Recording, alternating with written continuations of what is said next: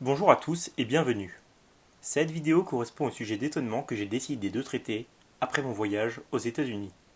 Cette vidéo se place dans le cadre de ma formation d'ingénieur par alternance entre l'École centrale de Nantes, l'IT2I Pays de la Loire et l'Institut français de recherche pour l'exploitation de la mer. Durant ma formation, il m'a été demandé de réaliser un stage de 9 semaines dans un pays étranger. J'ai eu l'opportunité de partir à Knoxville dans le Tennessee.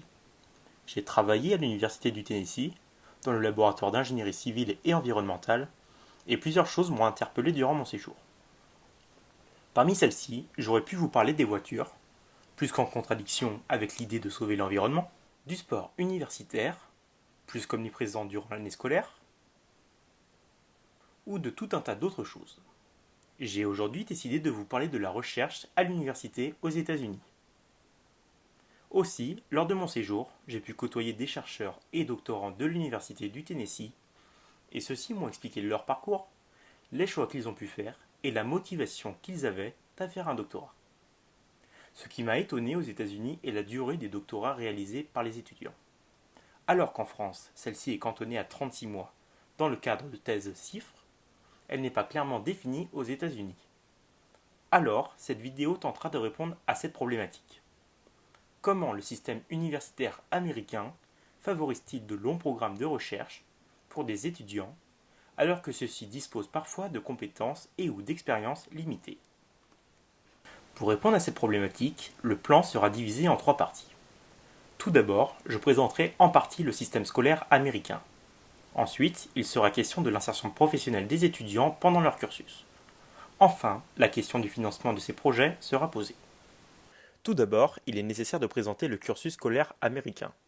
Au sortir de la high school, l'équivalent du lycée en France, les étudiants sont admis à l'université, plus précisément dans ce qu'ils appellent collège. La durée de ce premier cycle universitaire est de 4 ans. Lors de ces 4 premières années, les étudiants obtiennent 2 diplômes, que sont l'Associate Degree en 2 ans, puis le Bachelor en 2 ans de plus.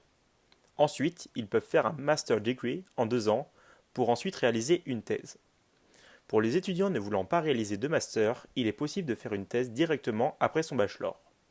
Pour un étudiant français, ce type de passerelle peut poser question. En effet, les compétences qu'apporte un master ne sont pas aussi essentielles de base dans le cursus scolaire américain. Mais alors, qu'apporte réellement un master dans le cadre de leur cursus? Comment est-il possible de faire un doctorat sans les compétences que l'on peut acquérir en master?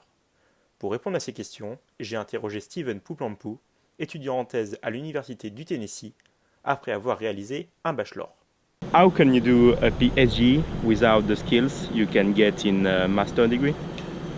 Okay, here you have the opportunity to take classes if you come straight from a bachelor degree. So the PhD program becomes maybe a little bit longer, but in your first 2 years or so, you can take a number of classes to acquire the skills you need for PhD.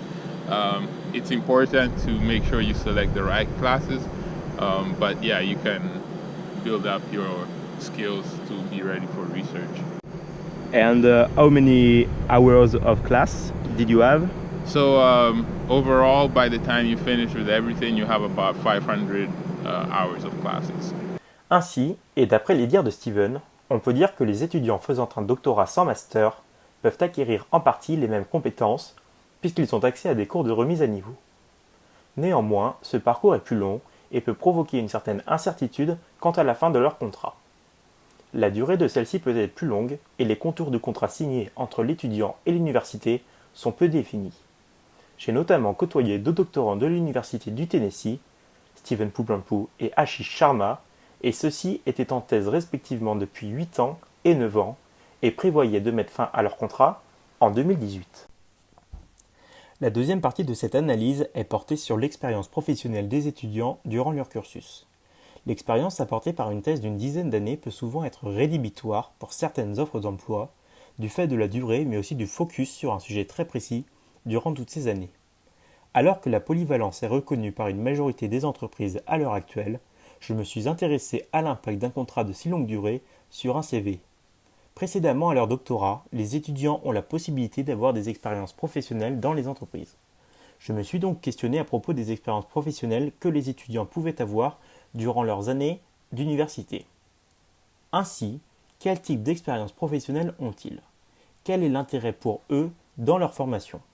Ne réalisent-ils que des expériences scientifiques ou peuvent-ils découvrir d'autres facteurs influençant la vie d'un ingénieur? Pour répondre à ces questions, j'ai interrogé Philippe Barnett, étudiant en thèse à l'Université du Tennessee, après avoir réalisé ses diplômes universitaires à l'Université de l'Illinois. And did you get a professional experience? So during my undergraduate studies, I had a variety of opportunities to gain professional experience. Through an internship at Rockwell Collins, who is an avionics manufacturer, I was able to gain a lot of experience. I also did 2 years of undergraduate research and was involved in a variety of student organizations that were focused on outreach in the community. So that type of professional experience was more in the academic realm than the industry realm, but it was certainly worthwhile. In addition to that, our senior design project was pretty rigorous. It was a year long, and we actually were reviewed by industry experts from Boeing and a variety of other companies. They gave us a lot of critiques that really helped us to understand what the expectations within the aerospace industry are. And they gave us a lot of advice that helped us to pursue jobs or graduate school afterwards. D'après les dires de Philippe, on peut constater que leur période en tant qu'undergraduate students donne aux étudiants des premières expériences professionnelles. Hors caméra, j'ai calculé la durée de ces expériences professionnelles à 8 mois, en ne comptant que celles réalisées en dehors de l'université. En ajoutant celles obtenues à l'université, le total affichait 3 ans d'expérience professionnelle, le reste étant sous forme d'un contrat de 10 heures par semaine avec un laboratoire de son université. Ainsi, on peut dire que l'insertion professionnelle des étudiants se fait progressivement et tout au long de leur parcours. Les entreprises sont très demandeuses pour accueillir les étudiants et le point positif pour l'étudiant est la variété des entreprises de son secteur d'activité où il peut travailler. Les étudiants peuvent se spécialiser ou non, choix qui influencera leur futur. La troisième partie est consacrée au financement de projets. Pour compléter cette partie, je n'ai pas eu le temps de filmer d'intervenants. J'ai malgré tout obtenu certaines réponses lors de conversations informelles durant mon séjour. Ainsi, aux États-Unis, les financements des projets de recherche dépendent en premier lieu de la thématique de recherche. Une enveloppe globale est décernée par les entreprises d'un secteur à l'université et celle-ci répartit l'argent vers les différents laboratoires qui la constituent. Il est commun que les laboratoires aient des spécialités et c'est tout naturellement que les entreprises préfèrent travailler avec certains laboratoires. Par exemple, le travail que j'ai effectué lors de mon stage aux États-Unis s'inscrivait dans cette optique. L'ONR, l'Office of Naval Research, finance tous les ans des entités comme l'Université du Tennessee ou l'Ifremer pour des travaux sur des matériaux composites à application navale. L'argent distribué à l'université est en partie gardé pour le fonctionnement administratif de celle-ci, mais la majorité est envoyée vers le laboratoire dans une caisse commune. Cette caisse commune est en fait régie par le collège de spécialité, soit dans mon cas le College of Engineering. Lorsque des projets de recherche industrielle émanent dans un laboratoire, les fonds nécessaires sont ainsi prélevés dans une caisse commune. En plus des projets industriels, l'université, par le biais de fonds émanant du gouvernement, fournit annuellement une dotation aux différents collèges. Ce fonds est évolutif d'une année à l'autre, mais le plus souvent, le collège s'arrange pour dépenser tous les fonds obtenus l'année d'avant, dans le but d'éviter une diminution des dotations l'année suivante. Finalement, on remarque que le fonctionnement d'un projet de recherche se bâtit sur des bases financières solides à l'état initial. L'avantage d'un tel fonctionnement est que l'argent engrangé est débloqué très rapidement et les chercheurs n'ont pas besoin d'attendre que l'entreprise paye pour débuter le projet. De plus, des économies sont réalisées sur certains projets, ce qui permet au fur et à mesure d'obtenir une enveloppe plus globale leur permettant des investissements importants. Pour conclure cette vidéo, on peut dire que le système scolaire américain favorise les contrats de recherche longue durée pour des étudiants ne disposant pas des prérequis nécessaires dans d'autres pays. Pour cela, le programme universitaire américain est fait de façon à accompagner scolairement l'étudiant durant sa thèse. Couplé à de premières réelles expériences professionnelles, les étudiants sont armés pour faire face à leur contrat, puis pour aller travailler dans l'industrie. En plus de cela, le système financier des universités favorise la recherche avec des bases économiques cohérentes à celles d'entreprises privées pour certains projets. Néanmoins, dans certains cas, ce système est à bout de souffle.